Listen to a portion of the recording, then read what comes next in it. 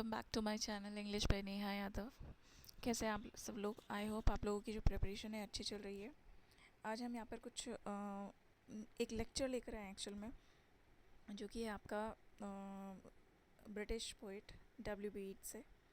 W.B. Yeats जो है वो आपके उत्तराखंड लेक्चरर हो या फिर उत्तराखंड LT एग्ज़ाम हो या फिर कोई भी आप एग्ज़ाम की प्रिपरेशन कर रहे हैं जो कि इंग्लिश सब्जेक्ट से है, तो this writer is really going to be very much important for your syllabus. तो अगर आप लोग चैनल पर नए हैं तो प्लीज़ चैनल को सब्सक्राइब करना मत भूलिएगा और वीडियो को लाइक ज़रूर कर दीजिएगा। वीडियो को एंड तक ज़रूर देखिए। तो चलिए स्टार्ट करते हैं। W.B. Yeats। तो देखिए W.B. Yeats जो है, इनका फुल नेम है William Butler Yeats. William Butler Yeats, this is the full name of W.B. Yeats। इनका जन्म हुआ था 13 जून 1865 को Saini mount country Dublin Ireland में, एंड इनकी डेथ हुई थी 28 जनवरी को 1939 फ्रांस में। इनके फादर थे John Butler Yeats and mother was Susan Mary Pollexfen. He began writing at the age of 17। 17 साल की उम्र में इन्होंने W.B. Yeats ने पोएम्स वगैरह लिखना स्टार्ट कर दिया था, राइटिंग स्टार्ट कर दी थी। His poem was influenced by Percy Bysshe Shelley, जो कि एक रोमांटिक एज के पोइट रहे थे। तो इनसे इन्फ्लुएंस थी इनकी पोइट्री, पोएम्स जो इनकी थी। तो ये जो है रोमांटिक पीरियड के PB शैली से इन्फ्लुएंस थे, मतलब इंस्पायर्ड थे। ओके, तो वैसे अगर हम देखें तो ये एक आयरिश पोइट हैं, but he is a British poet, but Ireland में इनका जन्म हुआ था, तो that's why he is called an Irish poet. His personal philosophy was the blend of mysticism, supernaturalism and atheism. Mysticism जिसमें mysteries हो, यानी कि रहस्यवादी चीज़ें हो, supernaturalism जिसमें जो है supernatural चीज़ें हो जो कि एग्जिस्टेंस से थोड़ा अलग है। atheism यानी कि गॉड में बिलीव ना करने वाला कॉन्सेप्ट जो होता है, that is called atheism. He believed in astrology, occultism, supernatural powers and aestheticism. Actual में एथीज़्म जो है वो रिलीजियस कॉन्सेप्ट है जिसमें गॉड में बिलीव नहीं किया जाता है, बट एस्थेटिसिज्म जो है वो ब्यूटी, जो एक ब्यूटी होती है, मतलब नेचर ब्यूटी हो, चाहे फिर वर्ड्स ब्यूटी हो, चाहे फिर वो art beauty, any kind of beauty, उससे रिलेट करती है। ऑकल्टिसिज्म जो है वो आपका सुपर नेचुरल या फिर जो एक तरीके से जादू टोने वाली चीज़ें, इस तरह की जो चीज़ें होती हैं उनसे रिलेटेड है। एस्ट्रोलॉजी जैसे कि आपको पता ही है, ज्योतिष शास्त्र से रिलेटेड चीज़ है।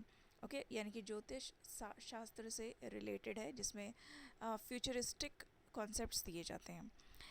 फिर है he had a great influence of Irish folk tales and landscapes. इनकी जो राइटिंग आप देखेंगे तो उसमें आपको आयरिश फोक टेल्स एंड जो आयरिश लैंडस्केप्स हैं उनका इन्फ्लुएंस देखने को मिलेगा।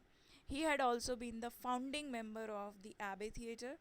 एबे थिएटर के फाउंडिंग मेंबर रहे हैं, एक आयरिश लिटरेरी थिएटर है ये, Abbey theatre. His first solo publication was, इनका फर्स्ट सोलो पब्लिकेशन था मुसादा अ ड्रामेटिक पोएम, 1886 में आई थी। His next collection was the wandering of the Oisin and other poems. इनका नेक्स्ट कलेक्शन था 1889 में आया था, the wandering of Oisin and other poems. Next है हमारा, his family came to London in 1865। 1867 में इनकी फैमिली जो है वो डबलिन आयरलैंड से लंदन आई थी, and the family return to Ireland, ये वापस चली गई थी फैमिली 1880 में, 1880 में फैमिली जो है आयरलैंड वापस चली गई। देन 1887 में Yeats again move to London to focus on his career. 1887 में W.B. Yeats अपने करियर को लेकर, अपने करियर ग्रोथ को लेकर इस मोटिव से, इस इंटेंशन से लंदन वापस आ गए थे 1887 में। देन अगर हम बात करें तो एक आयरिश जो है रिवॉल्यूशनरिस्ट थी जिसका नाम था मॉड गॉन। तो W.B. Yeats भी जो है पॉलिटिकल एक्टिविस्ट थे। तो यहाँ पर जो W.B. Yeats हैं उन पर मॉड गॉन नाम की जो लड़की थी, who was 23 years old, an English heiress and an Irish national activist. तो आयरलैंड की एक नेशनल एक्टिविस्ट थी मॉड गॉन। तो इस लेडी का, इस लड़की का इनकी लाइफ में बहुत ज़्यादा इम्पॉर्टेंट रोल है, बहुत ज़्यादा इन्फ्लुएंस इनकी लाइफ में रहा है इनका। In 1891 he proposed her to marry but she refused. इन्होंने 1891 में इन्हें मैरिज प्रपोजल दिया but she refuse to marry him because she was engage with some other person. तो देखिए एक मतलब नेशनल एक्टिविस्ट ही थे, आयरिश नेशनलिस्ट थे, जिनका नाम था मेजर जॉन मैकब्राइट। तो मेजर जॉन मैकब्राइट से शी गॉट मैरिड इन 1903 दो ही प्रपोज्ड हर 3 मोर टाइम्स। हालांकि इन्होंने 3 बार और इनको प्रपोज किया था। एक तो 1891 में इन्होंने किया, फिर उसके बाद 1899 में इन्होंने इनको प्रपोज किया, देन 1900, देन 1901, यानी कि total 4 times he tried to get her married, but she refused, and finally she got married in 1903 to an Irish nationalist whose name was Major John McBride. हालांकि Maud Gonne and Major John McBride के कुछ marital जो relations थे that were not good, जिसकी वजह से they got separated. तो यहाँ पर देखेंगे अब in 1908 friendship of Yeats and Maud Gonne ended. 1908 में 1908 में इनकी जो फ्रेंडशिप थी, दोस्ती थी, that was ended completely. In 1909 he met Ezra Pound. Ezra Pound नाम के एक राइटर से ये मिले। 1916 he got married George Hyde Lees. Georgie Hyde Lees से इन्होंने शादी करी 1916 में।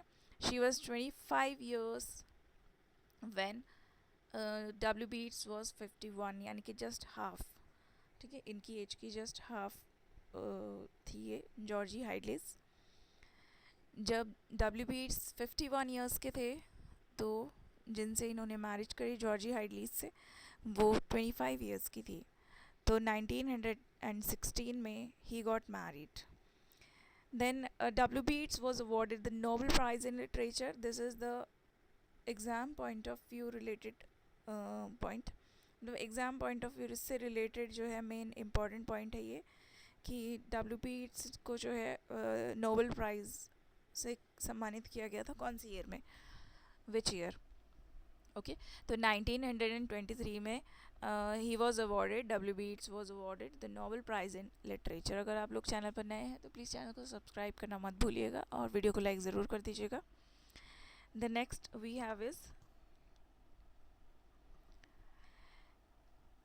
W B Yeats established Irish literary revival movement.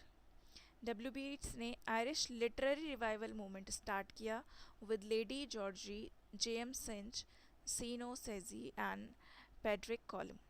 इन सभी के साथ मिलकर इन्होंने Irish literary revival movement start किया था। Okay, then next we have is in 1915 the British government offered him knighthood but he refused. British सरकार ने 1915 में इनको नाइटहुड की उपाधि जो है ऑफर करी थी, but he refuse to take this honour. Okay, अब बात करते हैं इनकी पोएम्स की, जो कि हमारे एग्ज़ाम पॉइंट ऑफ व्यू से रिलेटेड इंपॉर्टेंट चीज़ें हैं। तो देखिए इनकी पोएम, जैसे कि मैंने आपको बताया, the wanderings of Oisin and other poems which was published in 1889। This is the first collection of poems by W B Yeats. W B Yeats का फर्स्ट पोएम कलेक्शन है ये, और इसमें कौन कौन सी पोएम्स इंक्लूड हैं? इसमें इंक्लूडेड है the wandering of Oisin, the stolen child, down by the sally gardens, the sad shepherd, falling of the leaves, the ballad of the father O'Hart, the abandons of King Goll. ये जो है इसमें important, लेकिन इसमें सबसे important जो poem है वो है आपकी the stolen child. This is the most important poem in this collection. इस कलेक्शन की मोस्ट इम्पॉर्टेंट पोएम है द स्टोलन चाइल्ड। एग्जाम में पूछी जाती है कई बार। The stolen child was published in the collection dash. कौन से कलेक्शन में आई थी? रिमेंबर कि ये जो पोएम है वो डब्ल्यू बी येट्स के collection the wandering of Oisin and other poems which was published in 1889 इसमें आई थी। Let's move on to the next point, the next collection we have is, अगला कलेक्शन है हमारा डब्ल्यू बी ईट्स का, जो कि है the wild swans at Coole. The wild swans at Coole, ये 29 पोएम्स का एक कलेक्शन है जो कि 1917, 1917 एंड 1919 में पब्लिश हुआ था। इसकी इंपॉर्टेंट पोएम्स, इसमें जो पोएम्स इंपॉर्टेंट पब्लिश हुई थी, upon a dying lady, broken dreams, the hawk, the scholars, lines written in dejection, on being asked for a war poem, his phoenix, the balloon of the mind, the living beauty and the young beauty. So these were the poems that were published under the collection The Wild Swan at the Cooley। तो इसमें देखिए कई बार ये the हक जो poem है, ये title, ये पोएम पूछ ली जाती है कई बार, या फिर लाइन्स रिटन इन डिजेक्शन, ये पोएम भी जो है कई बार एग्जाम में पूछ ली जाती है। So remember these the names of these poems. Next collection है हमारा इनका डब्ल्यू बी ईट्स का, the wind among the reads. The wind among the reads, it was published इन 1899। 1899 में ये पब्लिश हुआ था। And this is also the collection of poems, ये भी कलेक्शन है पोएम्स का। और इसमें कुछ इम्पॉर्टेंट पोएम्स जो पब्लिश हुई थी वो थी आपकी he remembers forgotten beauty, the song of wanderings in इंगस,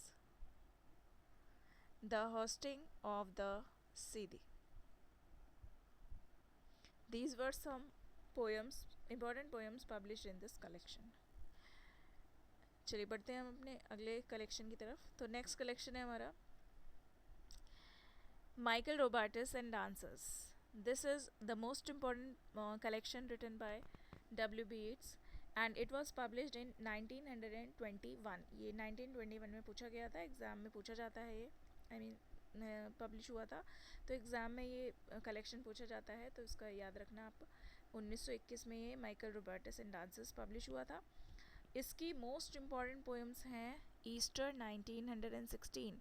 question आता है एग्जाम में, in which collection of W B Yeats the poem Easter 1916 was published. तो कौन से कलेक्शन में? Michael Robartes and dancers. Easter पर हम ईस्टर 1916 में हम डांस करते हैं, ओके। तो माइकल रोबर्टस एंड डांसर्स याद रखने के लिए। फिर उसके बाद है the second coming. The second coming is the most important poem written by W B Yeats. Then a prayer for my daughter, ये भी पूछी जाती है एग्जाम में कि a prayer for my daughter written by W B Yeats was published in the collection. कौन से collection में आई थी ये? तो a prayer for my daughter was published in the collection Michael Robartes and dancers. The next is the rose tree and meditation in the war time, in the time of war. तो ये कुछ important poems थी। इनमें से जो most important poems हैं वो हैं आपकी Easter 1916, the second coming and a prayer for my daughter. These three poems are the most important poems that are usually asked in the exam. If you are new on the video, so please don't forget to subscribe the channel and must like the video. Channel पर नए हैं तो channel को subscribe ज़रूर कर लीजिएगा और video को लाइक ज़रूर कर लीजिएगा। तो नेक्स्ट कलेक्शन है इनका in the seven woods. In the seven woods it was published in 1903। 1903 में ये आया था इन द सेवन वुड्स। और ये जो है सो इन द सेवन वुड्स ये 1903 में पब्लिश हुआ था कलेक्शन। इसमें एक इनका बड़ा ही इम्पोर्टेंट प्ले है, तो मतलब कुछ प्लेज इन्होंने लिखे हैं इंपॉर्टेंट, बट उनमें से एक इसमें पब्लिश हुआ था ऑन बेलिज स्ट्रैंड अ प्ले। ये इसी कलेक्शन में आया था। और इसमें जो पोएम्स पब्लिश हुई थी वो थी इन द सेवन वुड्स, जो कि टाइटल से ही है, Adam's curse, the rider from the north and the folly of being comforted.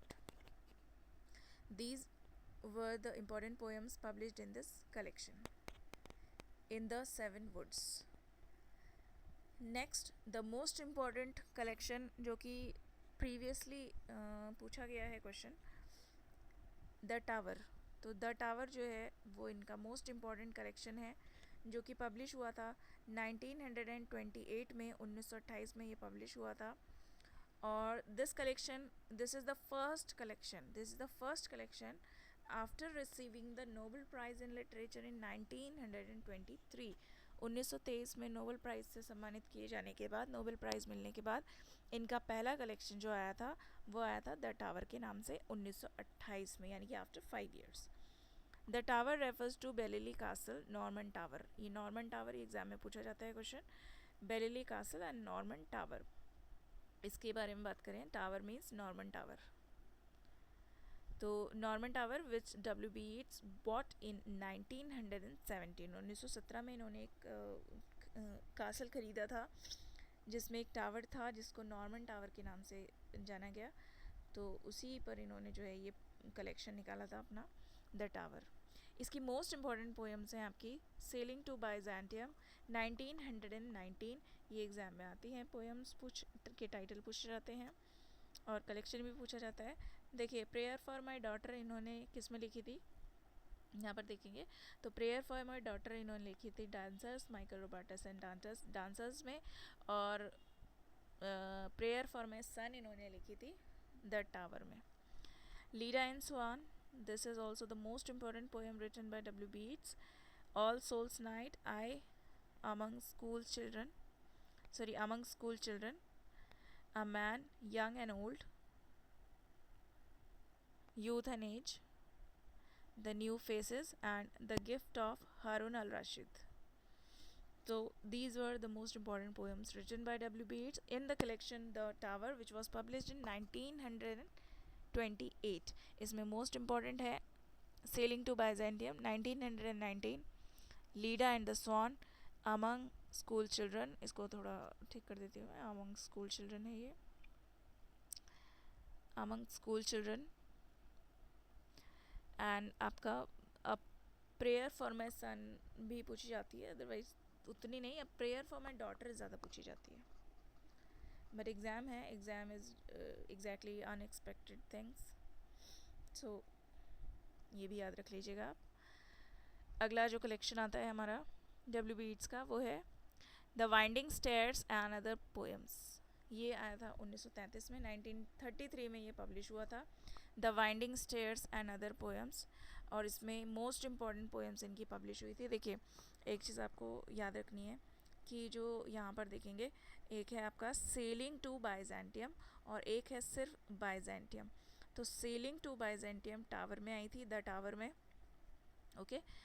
और जो बाइजेंटियम है, जस्ट बाइजेंटियम, वो आई थी the winding stairs and other poems 1933 में, ठीक है।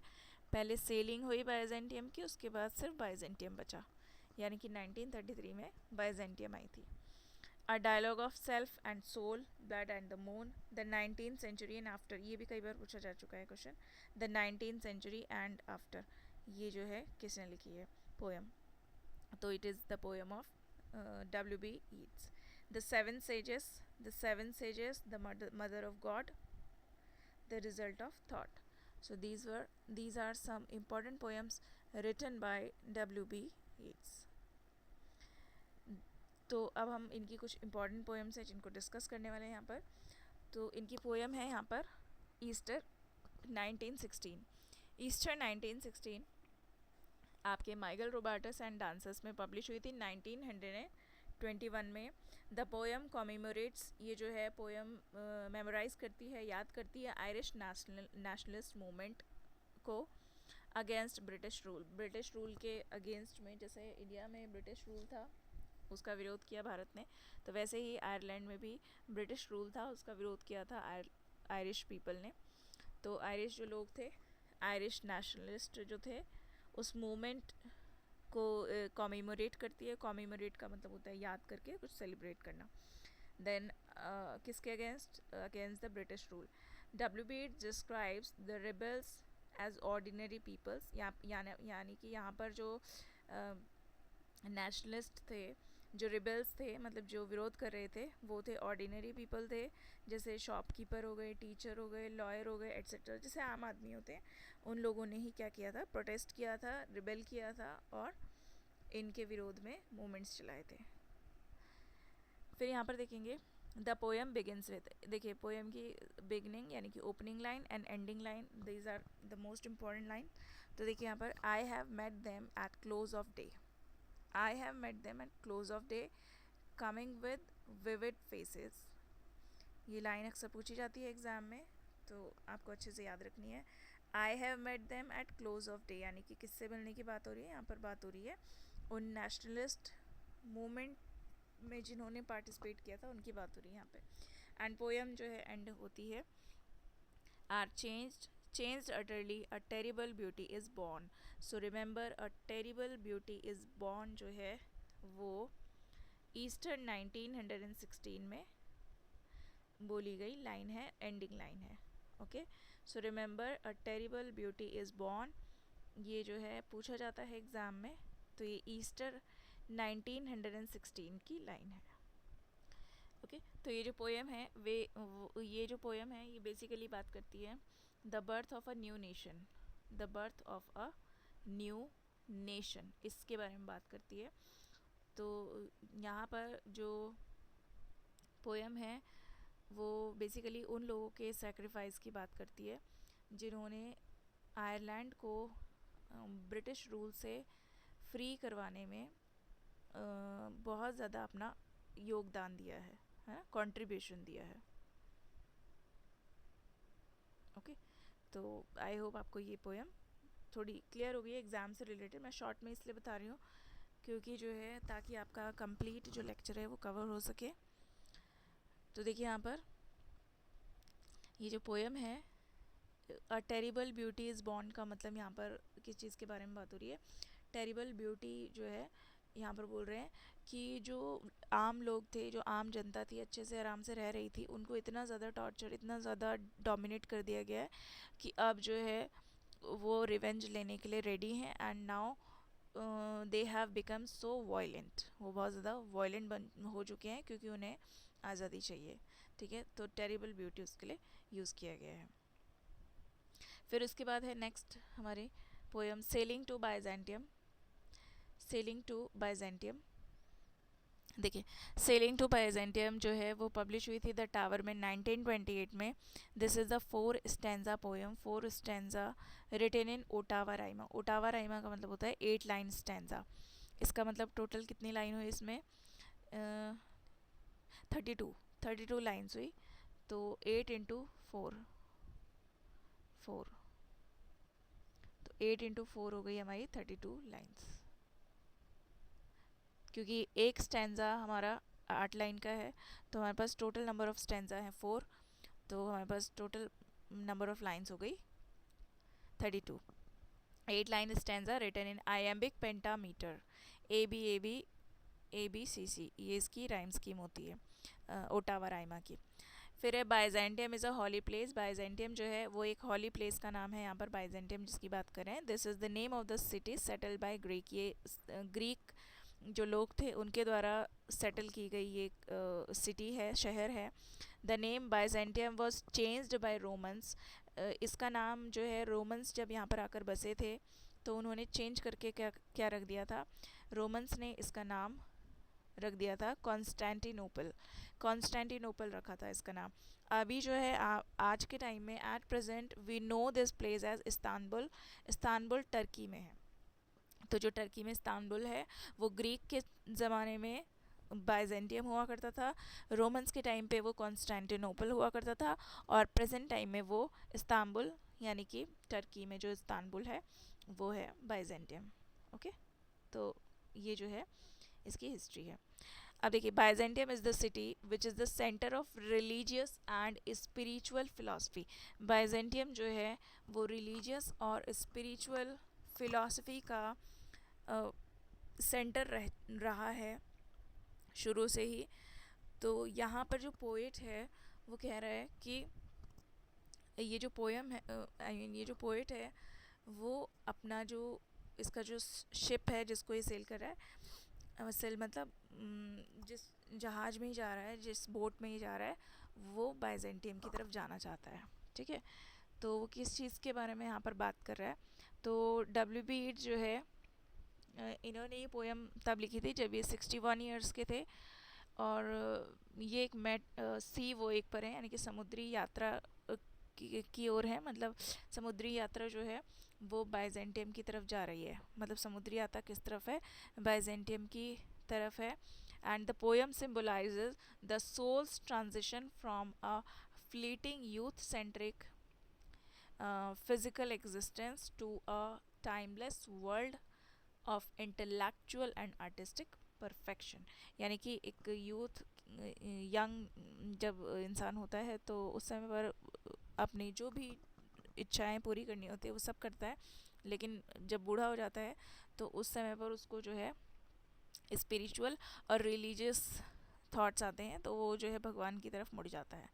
तो यही कह रहा है जो ये स्पीकर है यानी कि जो पोइट है, he observes that the homeland is no country for old man. इसने कहा कि अब ये जो देश है वो ओल्ड पीपल के लिए नहीं है। मतलब जहाँ ये रह रहा था यानी कि लंदन इंग्लैंड में, ये बोल रहा है कि अब ये जो देश है, बिकॉज ये जो लाइन पोएम है वो इसी से शुरू होती है, that that is no country for old man. बूढ़े लोगों के लिए शहर नहीं है, क्योंकि बूढ़े लोगों के लिए कौन सा शहर है, बाइजेंटियम, ताकि वो वहाँ जाए और अपनी सोल को प्योर कर सके, मतलब उसने जवानी में जितने भी पाप किए होंगे उनको धो सके, एक तरीके से ये बोला गया। तो देखिए, the poem explores the struggle between ageing, physical declining and immortal nature of art and soul. यानी कि बोल रहा है कि एज, व्यक्ति की उम्र धीरे धीरे बढ़ती है, ठीक है, फिजिकल जो उसका अपीयरेंस है या फिर जो कैपेसिटी है, कैपेबिलिटीज़ हैं, वो डिक्लाइन होती हैं, धीरे धीरे घट जाती हैं, कम हो जाती हैं। इमॉर्टल नेचर ऑफ, लेकिन जो व्यक्ति के अंदर जो टैलेंट, जो कला, जो सोल होती है उसकी, वो कभी नहीं मरती है, वो हमेशा जीवित रहती है, जिंदा रहती है। तो देखिए, मोस्ट इंपॉर्टेंट पोएम है, तो थोड़ा सा इसको देख लेते हैं यहाँ पर। That is no country for old man, the young in one others arms, birds in the trees. तो इसमें देखिए कुछ लाइन्स हैं, जैसे कि ओपनिंग लाइन है, इसकी एग्जाम में पूछी जाती है आपकी, that is no country for old man. तो ये जो है पूछी जाती है एग्ज़ाम में। इसमें और क्या क्या चीज़ें पूछी जाती हैं, जैसे those dying generations at their song.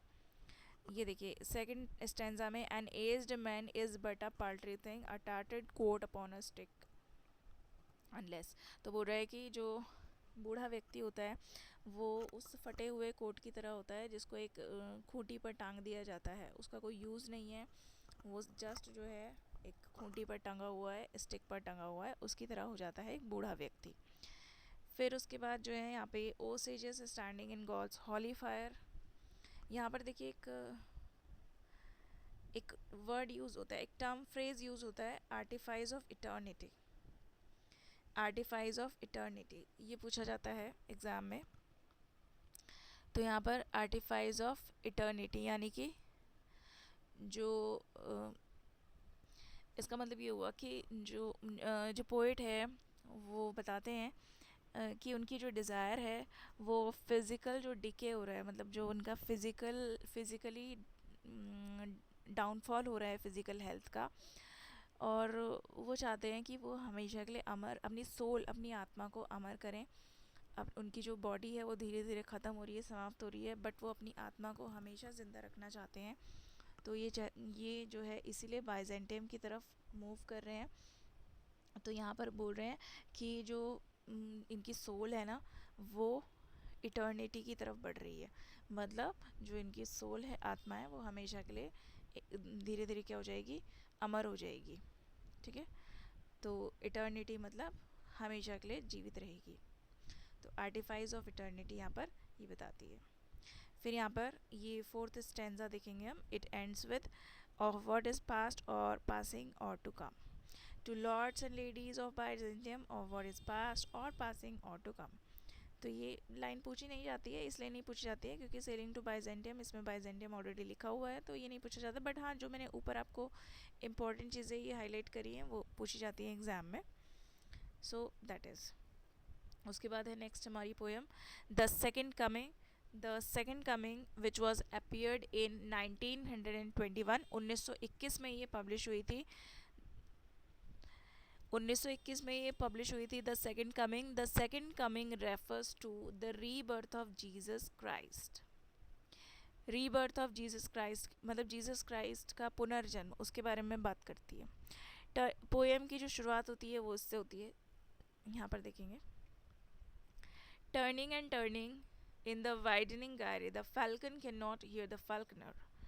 यानी कि ये बोल रहा है कि व्यक्ति जो है ना एक जाल में फंसा चला जा रहा है.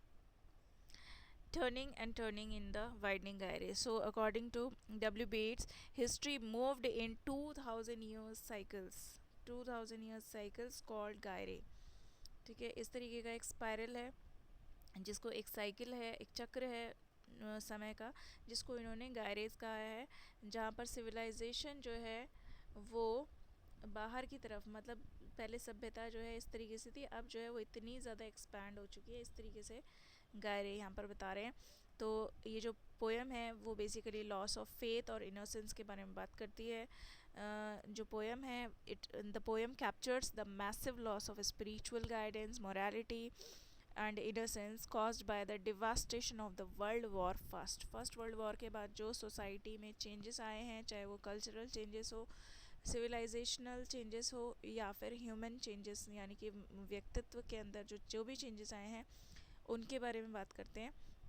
एंड द पोएम प्रोफेसीज, यहाँ पर पोएम जो है इसमें प्रोफेसी बताई गई है कि जो सिविलाइजेशन है, the civilisation is entering a horrific new cycle, नए हॉरिफाइंग न्यू साइकिल में एंटर कर रही है civilisation. Instead of returning Christ, अब क्राइस्ट नहीं आएंगे, यहाँ पर आएंगे क्राइस्ट का एक नया रूप जो कि रफ बीस्ट है. एक रफ बीस्ट है जो किसकी तरफ बढ़ रहा है, वो बढ़ रहा है बेथलम की तरफ, बेथलम की तरफ बढ़ रहा है. रफ बीस्ट, ये देखिए यहाँ पर लास्ट में देखेंगे, slouches towards Bethlehem to be born. पूछ रहे हैं, क्वेश्चन पूछ रहे हैं, यानी कि एक रफ बीस्ट है. यहाँ पर देखेंगे हम सेकंड स्टेंजा में एक इन्होंने इमेज भी यहाँ पर क्रिएट की है, इमेज बताई है इन्होंने स्पिरिटस मुंडी की. स्पिरिटस मुंडी, this is a collective mythology of sphinx like lion body and the head of a man.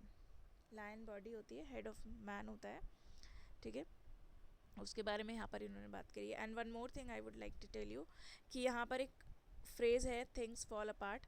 तो थिंग्स फॉल अपार्ट जो है एक नावल भी है, चिनुआ एशेबी की नॉवलिस्ट हैं ये, इनकी एक नावल भी है. तो basically the poem is about the connection of Europe and Ireland after the first world war.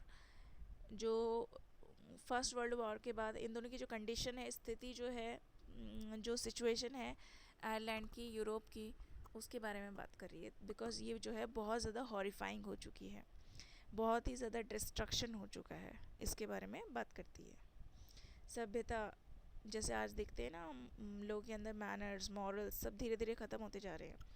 लोग जो है बहुत ही ज़्यादा वल्गैरिटी की तरफ मूव कर रहे हैं. तो ये जो है एक तरीके से हम बोलते हैं कि ये अंत होने की शुरुआत है, ठीक है, जो वर्ल्ड है उसके एंडिंग की स्टार्टिंग है, the starting of the ending. यहाँ पर एक जो मैंने लाइन बोली, यहाँ पर एक फिगर ऑफ स्पीच है जिसको हम बोलते हैं ऑक्सीमोरॉन. तो यहाँ पर अंत की शुरुआत जिसमें ऑपोजिट वर्ड्स एक साथ यूज़ होते हैं. ओके, तो ये जो है पोएम थी. और इनकी पोएम है Byzantium. The poem was written in 5 stanza. Opening line है the upward images of day recede, the emperor's drunken soldiery are bed. Ending line है इसकी, those images that yet fresh images beget, that dolphin torn, that gong tormented sea. This poem poet's transformation from physical world to the spiritual was depicted. यहाँ पर definitely transformation बताया गया है poet का spiritual world की तरफ, physical world से spiritual world की तरफ. Okay,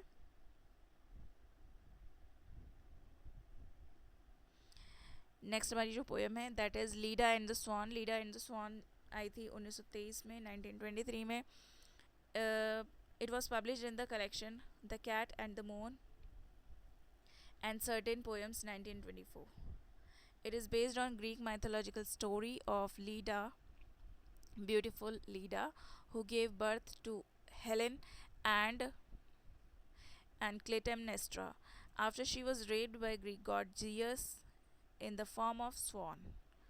it is a sonnet which was written in Petrarchan form, Petrarchan sonnet है ये, ठीक है। तो यहाँ पे एक चीज़ ध्यान रखना, ये पेट्रार्कन सोनेट में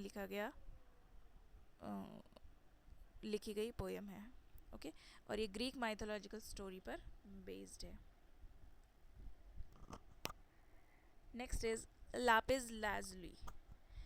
lapis lazuli is a poem, last poems में पब्लिश हुई थी ये पोएम, मतलब कलेक्शन इनका 1936 में।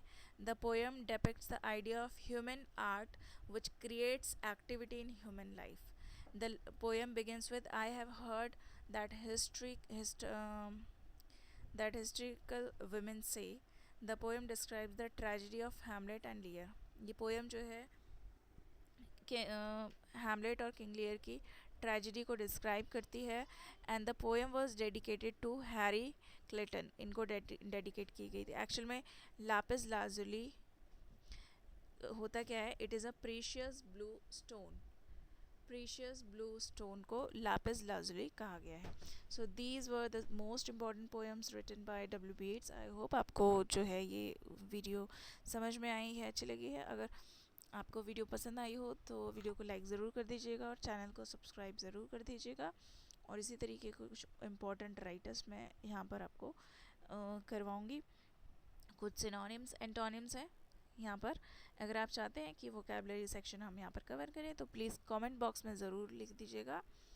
तो इसके आगे जो भी आपके वोकैबलरी है या फिर जो भी टॉपिक आप पढ़ना चाहते हैं तो कमेंट बॉक्स में ज़रूर बता दीजिएगा। चलिए मिलते हैं नेक्स्ट वीडियो में, and thank you for watching everyone. और जो भी लोग जो है चैनल से जुड़े हुए हैं उन सभी के लिए थैंक यू। आप लोग अपनी प्रिपरेशंस बहुत अच्छे से करिए और जल्द से जल्द आप सभी लोग अच्छी जगह पर सेटल डाउन हो, सभी लोगों का सिलेक्शन हो। इसी के पर्पज़ से हम वीडियोस वगैरह यहाँ पर लेकर आते हैं। तो आप लोग जो है चैनल को सब्सक्राइब ज़रूर कर लीजिएगा, इन वीडियो को लाइक ज़रूर कर लीजिएगा। मिलते हैं नेक्स्ट वीडियो में। Thank you and take care.